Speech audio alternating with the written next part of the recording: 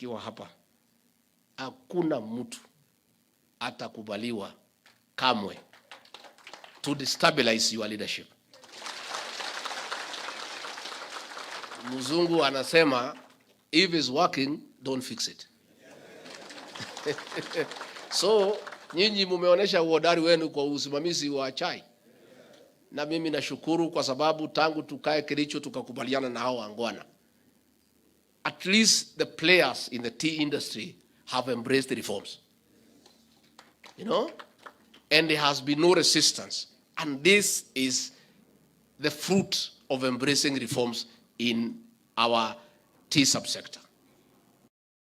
Even in milk, we have been able to suppress the few cartels who are there, and we are making good progress.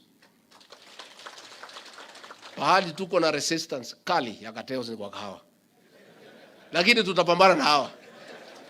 Nimeona watu ya Standard wakisema ati tumeinua mkono. Nani yainue mkono? Tumesema wanatusumbua because they are so entrenched. Wamekunywa damu ya mkulima wa kahawa for 30 years. Sasa tukijaribu kuwatoa pale ni kama kupe ukijaribu kutoa kwa ng'ombe. Wanatupa mateke, wanasumbua, wana create artificial problems, lakini tuko na hawa. And we are determined, and there is no way we can abandon reforms in the agricultural sector.